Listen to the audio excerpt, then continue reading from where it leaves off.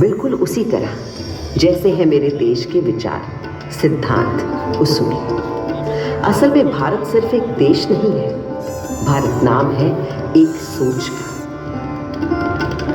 मुझे बनाने वाले मुगल तो हिंदुस्तान में मेहमान बनकर आए थे, पर फिर यहीं के होकर रह गए। भारत ने तो हमेशा हर विश्वास, हर विचार के लोगों को अपना समझकर अपनाया है और कहा है अतिथि देवो भव। मगर उससे भी बहुत पहले भारत ने कई स्वर्णिम युग देखे थे, जैसे था हमारे देश का वैदिक युग। सरित सरस्वती नदी के तीर बैठे जब ऋषि मुनि गंभीर, समिधा अग्नि आहुति और यज्ञ तपस्या कर हुए सब प्रज्ञ, रचने लगे वो वेद पुराण ऋग अथर्व यजुर और साम, शोध किए सब जीवन तत्व खोज निकला प्रकृति का सत्व, जीवात्मा परमात्मा है एक, माया भ्रम से लगे अनेक, आत्मा अजर अमर अछेद, अनादि अनंत अखंड अभेद।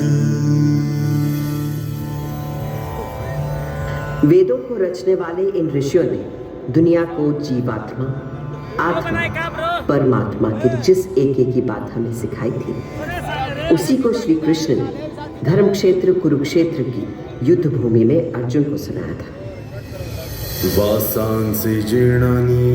जैसे पुराने कपड़ों को उतारकर मनुष्य नए कपड़े पहन लेता है, उसी प्रकार आत्मा भी पुराने शरीर को त्याग कर नया शरीर धारण करती है। इस आत्मा को ना तो शस्त्र काट सकता है और ना आग इसे जला सकती है, ना इसे पानी भिगा सकता है और ना ही हवा उसे सुखा सकती है।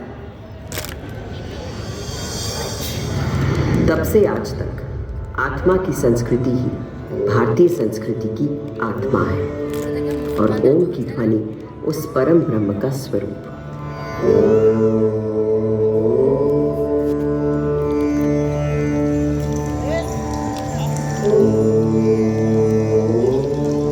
आज सरस्वती भले ही आंखों से ओझल हो गई हो, पर नासा के सर्वेक्षण बताते हैं कि सरस्वती अभी तक जीवित है और अब धरती के भीतर भीतर बहती है।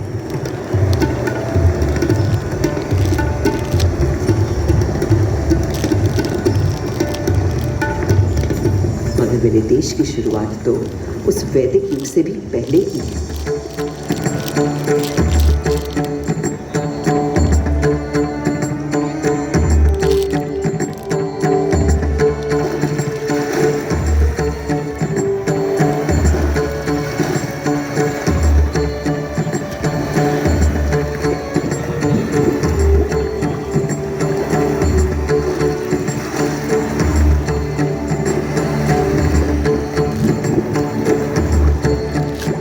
सिंधु के किनारे एक ऐसी सभ्यता उभरी, निखरी, संवरी, जो संसार ने कभी भी कहीं भी नहीं देखी थी। उस वक्त के हमारे शहर थे smart intelligent cities. This was a wonder called India. 5000 साल पहले जो बुनियाद सिंधु सरस्वती सभ्यता के समय डाली गई थी, वो आज भी हमारे भारत का आधार है। संस्कृति का ऐसा अखंड अटूट सिलसिला आपको संसार में कहीं भी नहीं मिलता। हमारा देश नए को अपनाते हुए भी कभी पुराने को नहीं भुलाता। इसीलिए तो कल का भारत आज भी जीवित है और कल भी रहेगा।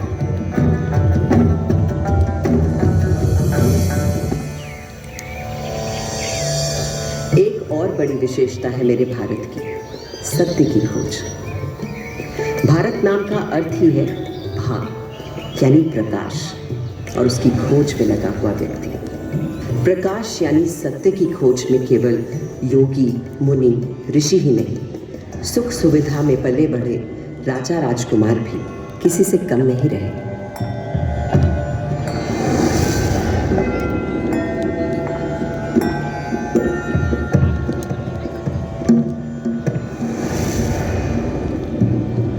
भारत के दार्शनिक मनीषियों, गुरुओं ने जो आध्यात्मिक मार्ग दिखाया था, उसी को ठोस रूप दिया भारत भर में फैले तमाम राज्यों साम्राज्यों ने।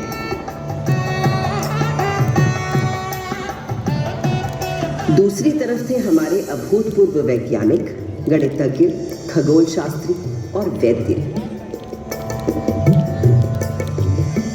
हजारों बरस पहले पृथ्वी की परिधि की सही नाप, मंगल और चंद्र तक का फासला और धरती से सूर्य की बराबर दूरी, सब बिना किसी दूरबीन या उपग्रह का सहारा लिए, केवल अपनी गणित, बीजगणित, ज्यामिति और खगोल ज्ञान से।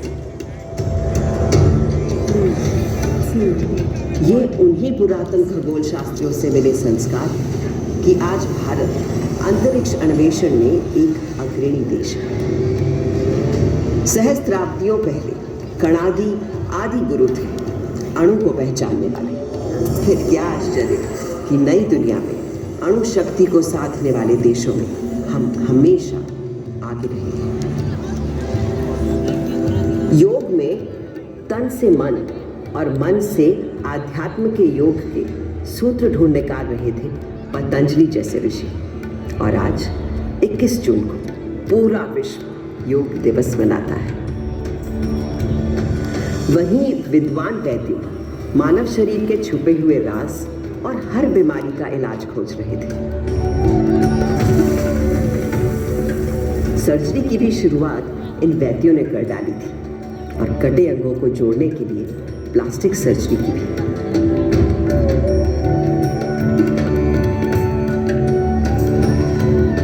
इन भारतीय वैद्यों से मिली प्रेरणा ही तो है कि कोविड आने पर आत्मनिर्भर भारत ने कुछ ही महीनों में खुद बीमारी का टीका बनाकर 1 साल के अंदर टीके लगा डाले। ये दवा हमने दुनिया के और देशों को भी दी, क्योंकि मेरे देश का हमेशा से मानना रहा है वसुधैव कुटुंबकम, सारा संसार हमारा परिवार, वन वर्ल्ड वन फैमिली। तभी से भारत सोने की चिड़िया कहलाता था और यहाँ का बेहतरीन, बेशकीमती, बेमिसाल माल और हिंदुस्तानी हुनर कारीगरी के नमूने दुनिया भर में जाते और लोगों को रिझाते थे। संसार को तमाम सामान ही नहीं, शक दर्शन और 4 धर्म देने वाले भारत पर कई लोगों की बुरी नजर लगी हुई थी। मगर जब विदेशी हमलावरों या किसी आतताई ने मेरी मातृभूमि के मूल्यों, धर्म और संस्कृति पर हमला किया, तो माँ की लाज बचाने को मुंह तोड़ जवाब दिया भारत की जाबाजों ने। किसके किसके नाम हैं? जैसे जरा याद कीजिए मेरी दिल्ली के पृथ्वीराज चौहान का पराक्रम। राजा पृथ्वीराज चौहान वीरों में था वीर महान, अजय मेरु से दिल्ली तक फहराता था उसका निशान। 8 बार था किया पराजित जब गजनी से आया गौरी, पर था दुर्भाग्य 9वें युद्ध में टूट गई वो पक्की डोरी। हमारे राजा पृथ्वीराज चौहान को मारने से पहले क्या आप इनका शब्द भेदी बाण का कौशल नहीं देखना चाहेंगे? जब यह बंद आंखों से केवल आवाज सुनकर ही शिकार पर निशाना लगा लेते हैं। ये अंदर क्या निशाना लगाएगा?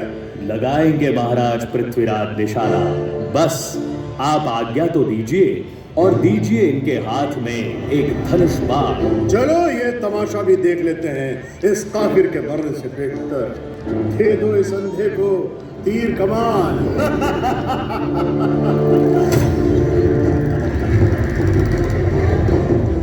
4 बांस 24 गज अंगुल अष्ट प्रमाण, ताऊ पर सुल्तान है मत चूक्यो चौहान।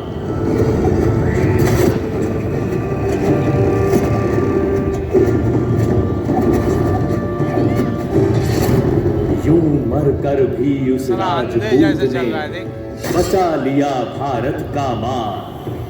धिक्कार है उन्हें मरा समझो, कायर जो जिए पिए अपमान, इन वीरों के बलिदानों से ही भारत है आज बना महान। भारत के दुश्मन कभी समझ ही नहीं पाए कि वो हमारे शरीर को घायल कर सकते हैं, मार सकते हैं, पर वो भारत की आत्मा को कभी नहीं मार पाएंगे।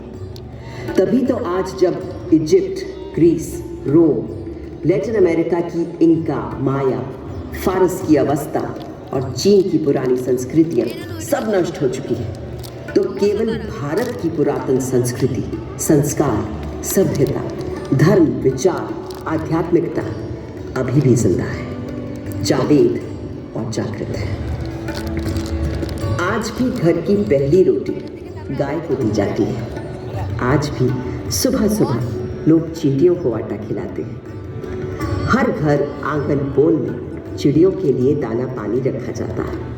आज भी हम पेड़ों, प्रकृति, निसर्ग को किसी देवता सा पूजते हैं और नदियों को माँ मानते हैं। और ये सब तब से जब किसी ने एनवायरमेंटल बैलेंस और क्लाइमेट चेंज का नाम भी नहीं सुना था। मेरे भारत पर एक काला साया तब पड़ा जब गोरे अंग्रेजों ने छल बल से हमें अपना गुलाम बना लिया। और ये सूरत गैरतमंद हिंदुस्तानियों को कतई कबूल नहीं लगा। सन था 1857। सुनो भाइयों कथा सुनो 57 की, कान खोल कर सुनो कथा है क्रांति के पहले सावन की। अंग्रेजों की धूप कड़ी थी, धरती पर थी आफत, 57 की गर्मी पाकर खिल उठी थी बगावत। सारे भारत में आग लगी थी, क्या झांसी क्या अंबाला, पंजाब, बिहार, अवध, झारखंड, दिल्ली हो या बंगाला। वो क्रांति भले ही कुचल दी गई, पर उसी दिन से शुरू हो गया था एक नया स्वतंत्रता संग्राम।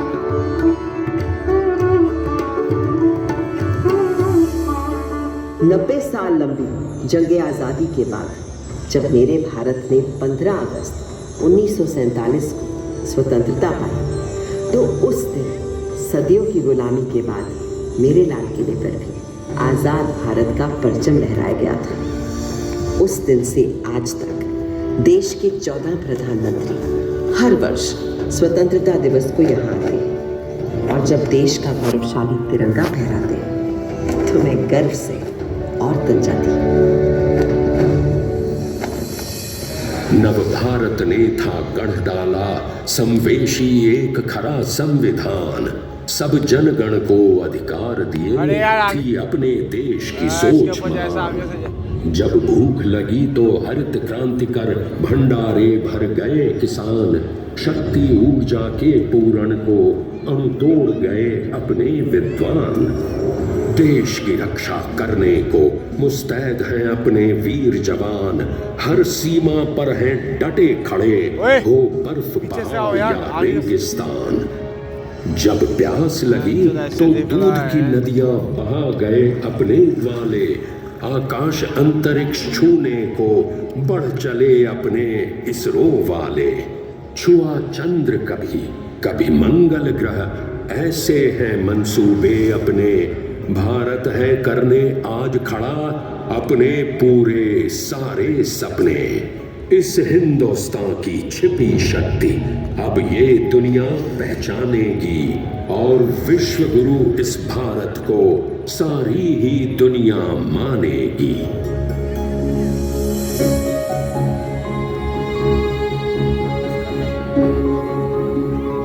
400 सालों में मैंने बहुत कुछ बदलते देखा है, पर जिस तेजी से अपने देश में बदलाव आज मैं देख रही हूँ वो अद्भुत है, अद्वितीय है। और मुझे विश्वास है भारत एक ऐसा उन्नत, विकसित, उज्ज्वलित भारत होगा जिसे शायद मैं भी पहचान नहीं पाऊंगी।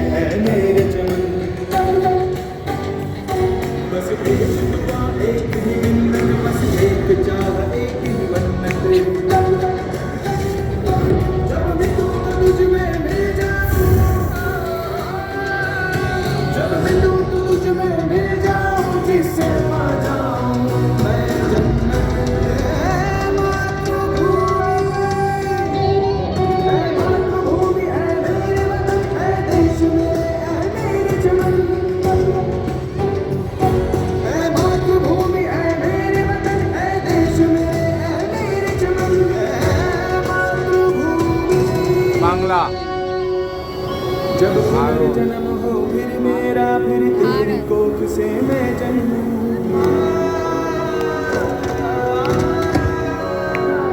फिर तेरे जल से प्राण मिले, फिर तेरी हवा में सांसें, फिर से आकर इस धरती पे हम शरणम के बोल सुन। अरे पीछे आ जाओ।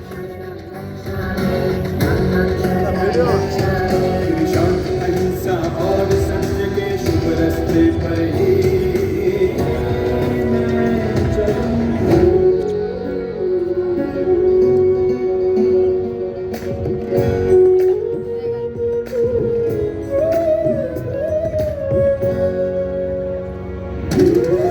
जय गणेश अधिनायक हो, फिर गाए सब जय गाथा, जय ओए छोटू।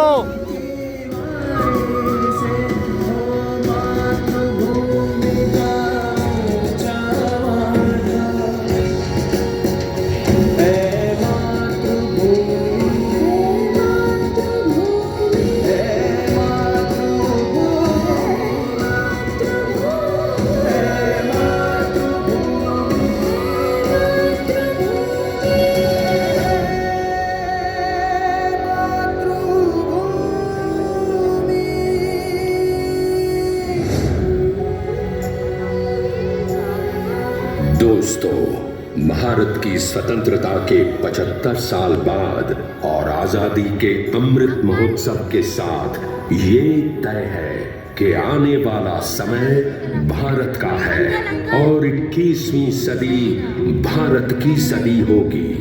आज भारत देश के पास कुछ कर गुजरने का मौका है। आज हम सबके पास अपने हुनर, हौसले, हिम्मत को सामने लाने का मौका है। आज सिर्फ अपने देश की ही नहीं, पूरी मानवता की सेवा करने का हम सब भारतवासियों के पास मौका है।